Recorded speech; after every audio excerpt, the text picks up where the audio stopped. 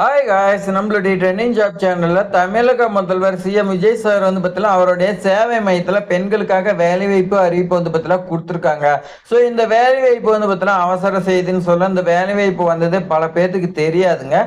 சத்தமே இல்லாத வருதுங்க. நிறைய பேர் நம்மளுடைய சேனலை சப்ஸ்கிரைப் பண்ணி வச்சிருந்து நிறைய பேர் பார்த்து வாங்கிடுறாங்க. நீங்க என்ன சப்ஸ்கிரைப் பண்ணலாம், சப்ஸ்கிரைப் பண்ணிங்க. இந்த மாதிரி விண்ணப்பம் பண்ணுங்க.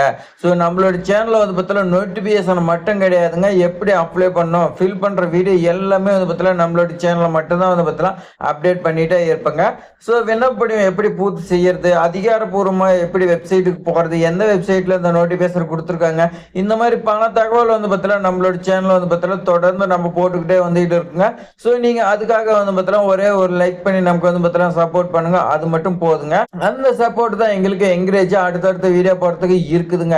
ஸோ இப்போ வாங்க நம்ம வந்து பார்த்தீங்கன்னா விரிவா பார்க்கலாம். உங்களுக்கான நோட்டிஃபிகேஷன் இந்த மாதிரி தான் கொடுத்துருக்காங்க. இந்த வேலை வாய்ப்பு ஈரோடு மாவட்டத்துக்கு வந்திருக்குதுங்க. ஈரோடு மாவட்ட ஆட்சித்தலைவர் வந்து பார்த்தீங்கன்னா பத்திரிகை செய்தியை நமக்கு வந்து பார்த்தீங்கன்னா தெரிவிச்சிருக்காங்க. ஸோ ஈரோடு மாவட்டத்தில் எங்கிட்ட இருக்கக்கூடிய குழந்தைகள் நலன் மற்றும் சிறப்பு சேவை துறையின் கீழ் வந்து பார்த்தீங்கன்னா வேலை வாய்ப்பு வந்திருக்குதுங்க. இந்த வேலைவாய்ப்பு பொறுத்த வரைக்கும் உங்களுக்கு ஒப்பந்த அடிப்படையில் தான் இருக்குன்னு சொல்லி கொடுத்துருக்காங்க. தற்போது தமிழக அரசு வெளியிடக்கூடிய சமூக நலத்துறை, அதே மாதிரி வந்து பார்த்தீங்கன்னா மகளிர் உரிமைத்துறை, சைல்டு ப்ரொடெக்ஷன் யூனிட், இது எல்லாமே வந்து பார்த்தீங்கன்னா ஒப்பந்த அடிப்படையில் தான் வந்து பார்த்தீங்கன்னா வேகன்சி விட்டுக்கிட்டே இருக்காங்க. ஸோ உங்களுக்கான போஸ்டிங் நேம் பார்த்தீங்கன்னா ஆற்றுப்படுத்துனர், ஒரே ஒரு வேகன்சிங்க. இந்த ஆற்றுப்படுத்துனர் வந்து பார்த்தீங்கன்னா மந்த்லி 9 நாட்கள் மட்டும் வேலை. இந்த மாதிரிலாம் வந்து பார்த்தீங்கன்னா ஒரு சில டைம் வருங்க. அந்த டைம்ல நீங்க அப்ளை பண்ணி வாங்கினீங்களா உங்களுக்கு ரொம்ப ரொம்ப லக்குன்னு சொல்லலாம்.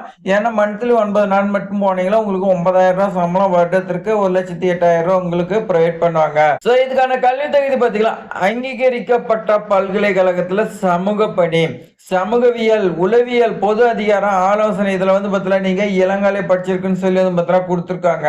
அப்படி இல்லையா ஆலோசனை மற்றும் தகவல் தொடர்புல வந்து பார்த்தீங்கன்னா நீங்க முதுகலை படிச்சிருந்தாலும் ஓகேன்னு சொல்லி வந்து பார்த்தீங்கன்னா கொடுத்துருக்காங்க.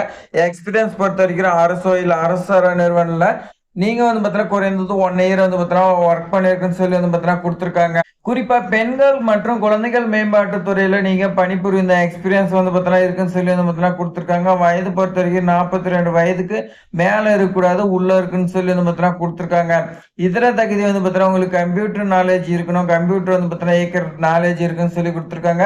இதற்கான விண்ணப்ப படிவம் மற்றும் தேவையான தகுதி விவரங்கள் எல்லாமே வந்து பார்த்தீங்கன்னா இணையதளத்துல ஈரோடு மாவட்ட ஆட்சித்தலைவர் இணையதளத்துல இருக்குது. அதில் நீங்க பிரிண்ட் எடுத்து பூர்த்தி செஞ்சுக்கலாம். பூர்த்தி செஞ்சு அதெல்லாம் புகைப்படம் மற்றும் தேவையானதெல்லாம் ஃபில் பண்ணி நீங்க சான்றிதழை இணைத்து 24/8/2027 மாலை 5 மணிக்குள்ள நீங்க கீழ்கண்ட முகவரிக்கு நீங்க அனுப்புன்னு சொல்லி கொடுத்துருக்காங்க. எந்த அட்ரஸ்னா மாவட்ட குழந்தைகள் பாதுகாப்பு அலுவலர், மாவட்ட குழந்தைகள் பாதுகாப்பு அலகு, மாவட்ட ஆட்சியரகம், கூடுதல் கட்டிடம், 6th ஃப்ளோர், ஈரோடு மாவட்டம் சொல்லி கொடுத்துருக்காங்க. முறையா பூர்த்தி செய்யப்படாத விண்ணப்பங்கள் மற்றும் குறிப்பிட்ட காலக்கெடுவுக்குள் மேற்குறிப்பிட்ட அலுவலகத்திற்கு வந்து சேராத விண்ணப்பங்கள் பரிசீலிக்கப்பட மாட்டாது. நீங்க கரெக்டா பூர்த்தி செய்யலனாலும் அந்த டேட்டுக்கு அப்புறமேட்டுக்கு அவங்க கையில போனாலும் உங்களுடைய அப்ளிகேஷன் ரிஜெக்ட் பண்ணிடுவாங்க.